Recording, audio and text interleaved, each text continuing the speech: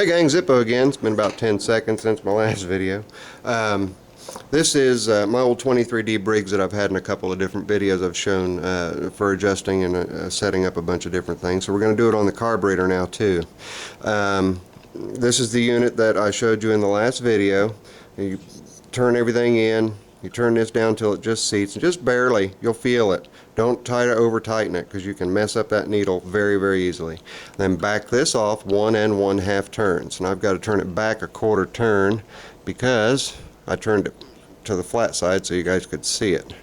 So that's my correct setting. It's 1 1/2 turns out after seating.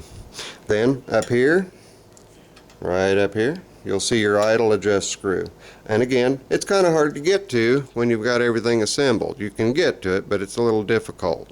So what you want to do is get that set before you throw everything else together. Get everything assembled. Let me pan up. Get everything assembled to your elbow with your new gasket. You know, all your new gaskets and everything. And then hold your throttle down. Unscrew it until it has no play, and then slowly tighten it, holding your finger against it. Slowly tighten it until you feel that move just a tiny bit. If you don't have it open a tiny bit, your carburetor is going to let no gas into the engine at all. So you need to make sure that this is tightened down enough to let some gas into the engine. Then once you get the engine running and idling smoothly, with your idle adjust screw, and then as you ramp it up with your main jet screw to where it'll run through the full spectrum of RPMs top to bottom and run smoothly, which is just a matter of tweaking these one direction or the other just a little bit at a time, and just fine-tune everything to where the engine runs its best with these two adjusted to their best settings. Your initial settings are 1 1/2. You can move them past or closer to in order to get the engine to idle right. Different engines require different fuel mixtures. In fact, I don't think I have a single engine that has the exact same fuel mixture. They've all just got little bits and differences. So you get this adjusted, you get this adjusted, you get this adjusted. If you don't have a tach gauge, I use my amp meter on my Simplicities and Alice Chalmers to let me know when my RPMs are high enough for an idle. As soon as I start charging, I call it good. So that's the way I set it. I don't have an RPM gauge tachometer or anything I can hook up to these. I do have a 6-cylinder and an 8-cylinder and a 4-cylinder. I could hook the 4-cylinder up, divide it by 4, and figure out what my RPMs are, I suppose, but I just do it the other way. I think the minimum RPM is 11 or 1200 at idle, and then your max is 30. They say 3600. If you run it to 3800, and then 3600 is supposed to be your under load RPMs at max RPM. So if you've got access to a tachometer, that's the way you can do it. Other than that, the choke is self-explanatory. You know, on a cold engine, on a warm engine, leave it off. It should start well after warming up. You should be able to just hit the key and it'll fire right off without having to choke it again, as long as the engine's warm. If you notice any weeping out of your gasket here, or weeping coming out, you can't even see my finger, or weeping coming out down here or down here, any leaks or anything like this, back out and then retighten your needle, your main jet, with your specialized carburetor screwdriver that you're going to make. Okay? And you'll probably have to take your points cover off in order to get it, unless you've got a longer screwdriver, then you'll be fine.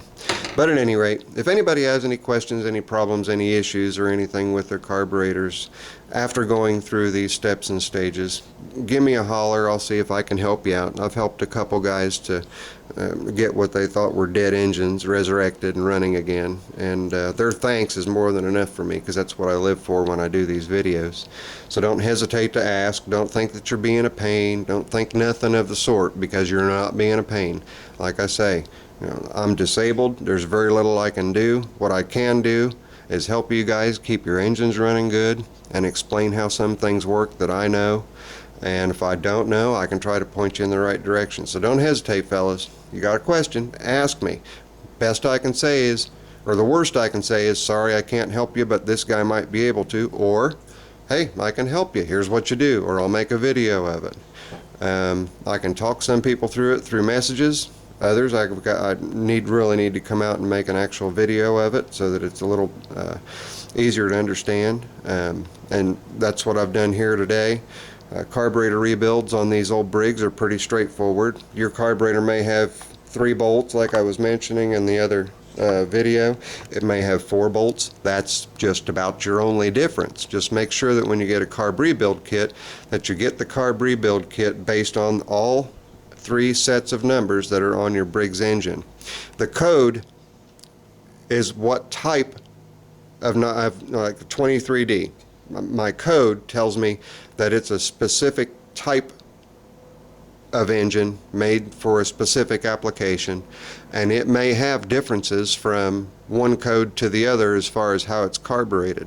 Just like my model WI engines, for example. Okay, this engine here has a different carburetor than that WI right there. Okay, you can see the choke lever on that one moves side to side to choke it, and it's a siphon. And this one moves up and down. It's right here. If I can reach it and get it in view.